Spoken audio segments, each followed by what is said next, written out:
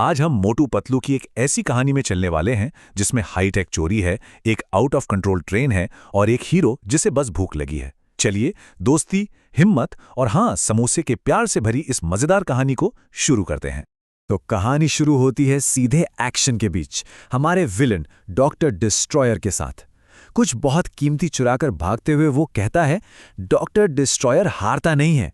साफ है, इसका कॉन्फिडेंस या कहें कि घमंड आसमान छू रहा है। कहानी का पहला हिस्सा है डॉक्टर डिस्ट्रॉयर का शानदार एस्केप यानी चोरी और उसके बाद का जबरदस्त पीछा। यहीं पर हमारे हीरोज, विलन और दांव पर क्या लगा है, सब सेट हो जाता है। एक्शन की कोई कमी नहीं होने वाली, हवा में भी और जमीन पर भी। तो विलन है डॉक्टर डिस्ट्रॉयर और प्राइस कोहिनूर हीरा। भाग कैसे रहा है? हेलीकॉप्टर से। लेकिन उसके पीछे हैं हमारे हीरोज मोटू और पतलू अपने फ्लाइंग गैजेट्स के साथ। पर यहां एक ट्विस्ट है। डॉक्टर डिस्ट्रॉयर की अपनी ही हाईटेक टेक्नोलॉजी उसे धोखा दे देती है। सोचिए, उसके गैजेट्स की बैटरी ही खत्म होने लगती है। अब जब डॉक्टर डिस्ट्रॉयर को लगता है कि वो पकड़ा जाएगा, तो वो दिखाता है कि वो कितना खतरनाक है। अपने पीछा करने वालों को रोकने के लिए वो सीधा एक पुल ही उड़ा देता है, बिल्कुल पूरा का पूरा पुल। इससे साफ हो जाता है कि वो अपने मकसद के लिए कुछ भी कर सकता है। और फिर आता है ये मोमेंट, गलती से मिस्टेक हो गई। यही तो इस कहानी की खास बात है। एक तरफ इतना हाई स्टेक्स एक्शन चल रहा है और दूसरी तरफ ऐसी अजीब सी कॉमेडी। मतलब दुनिया का सबसे कीमती हीरा चोरी हुआ है और यहां ऐसी बातें हो रही हैं।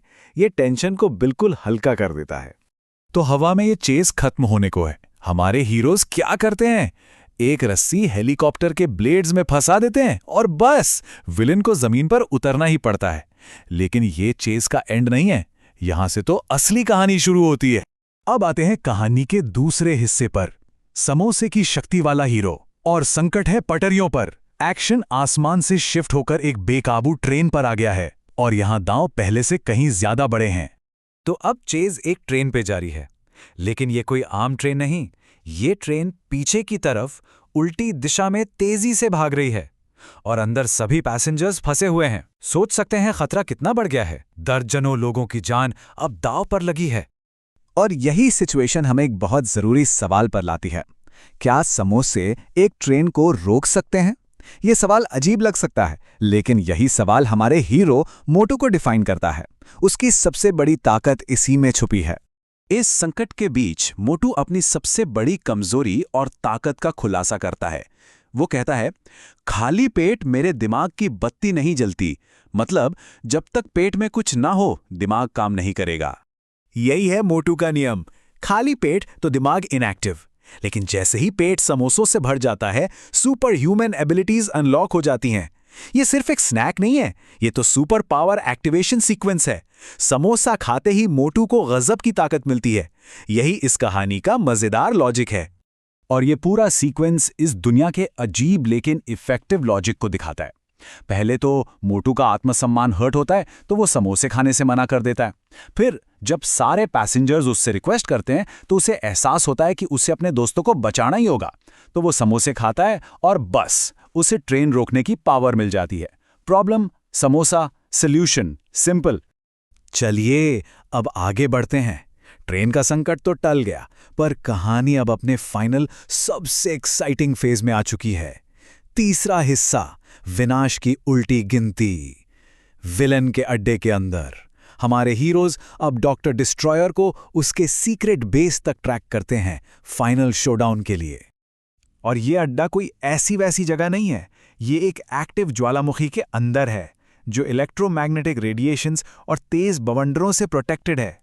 वहां पहुंचना ही अपने आप में एक मिशन है, लेकिन हमारे हीरोज अंदर जाने का एक रास्ता ढूंढ ही लेते हैं और अंदर जाकर उन्हें विलन के असली भयानक इरादों का पता चलता है। और यहां विलन के मास्टर प्लान का खुलासा होता है। बेस के अंदर डॉक्टर डिस्ट्रॉयर की असली महत्वाकांक्षा सामने आती है और ये सिर्फ एक हीरे की चोरी नहीं थी, ये तो एक बहुत बड़ी और भयानक साजिश का हिस्सा था। तो डॉक्टर डिस्ट्रॉयर का प्लान क्या है? एक सीक्रेट ज्वालामुखी का अड्डा, एक सैटेलाइट जो दुनिया को खत्म कर सकती है। और इस सैटेलाइट को पावर कहां से मिल रही है? उसी चोरी किए हुए कोहिनूर हीरे से। और उसका पहला टारगेट लंदन शहर। और फिर वो कहता है, अब मुझे दुनिया पे राज करने से कोई नहीं रोक सकता। और इसके साथ ही वो मशीन को एक्टिवेट कर देता है। एक वैश्विक तबाही की उल्टी गिनती शुरू हो जाती है। उल्टी गिनती शुरू हो चुकी है। सैटेलाइट एक्टिव है, मतलब अब समय बहुत बहुत तेजी से खत्म हो रहा है। पहले हमले को रोकने के लिए वक्त नहीं बचा है और पूरी दुनिया का भविष्य दांव पर लगा है। और अब हम पहुंचते हैं कहानी के क्लाइमैक्स पर। चौथा हिस्सा, दुनिया बची, भूख मिटी, यानी फाइनल शोडाउन। यहां एक ऐसी टक्कर होने वाली है जो पूरे प्लैनेट का अंजाम तय करेगी। एक तरफ है डॉक्टर डिस्ट्रॉयर की फिलॉसफी, डॉक्टर डिस्ट्रॉयर हारता नहीं हराता है, और दूसरी तरफ है मोटू का विश्वास, कोशिश करने वालों की कभी हार नहीं होती। ये एक क्लासिक अच्छाई और बुराई की टक्कर है, विनाशकारी घमंड और बहादुरी की लड़ाई। और इस लड़ाई के बीच मोटू एक बेहद हिम्मत वाला फैसला लेता है। वो सैटेलाइट की पावरफुल एनर्जी बीम का सामना करते हुए आगे बढ़ता है ताकि वो कोहिनूर हीरे को उस मशीन से निकाल सके। मतलब वो अपनी जान जोखिम में डाल रहा है ताकि वो हथियार को उसके पावर सोर्स से ही अलग कर दे। तो नतीजा क्या निकलता है? डॉक्टर डिस्ट्रॉयर हार जाता है और अरेस्ट हो जाता है। कोहिनूर हीरा वापस मिल जाता है और दुनिया तबाही से बच जाती है। इंस्पेक्टर चिंगम आकर विलेन को ले जाते हैं और आखिर में दोस्ती और हिम्मत की जीत होती है। इतना सब कुछ होने के बाद, दुनिया को बचाने के बाद, हमारे हीरो के दिमाग में क्या चल रहा है? जल्दी से कोई समोसे खिला दो, बहुत जोरों की भूख लगी है। ये मजेदार मोमेंट सारे टेंशन को खत्म कर देता है और कहानी को वापस वहीं ले आता है जहां से सब शुरू हुआ था, मोटू और उसके समोसे। तो ये कहानी हमें एक सवाल के साथ छोड़ जाती है, ज्यादा शक्तिशाली हथियार क्या है?